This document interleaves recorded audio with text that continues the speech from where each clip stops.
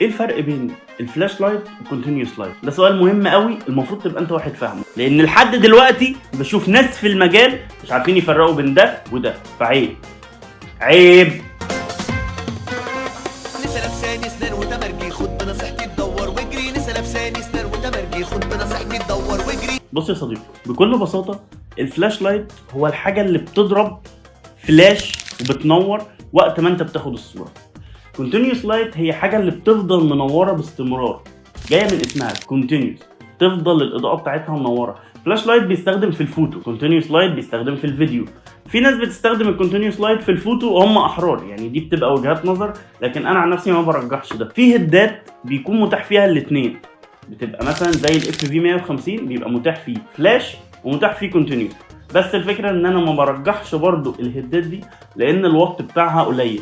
انت في الفوتو لو انت محتاج تطلع كواليتي حلو تبقى انت محتاج وات عالي، بيفرق معاك كتير في كواليتي الصوره.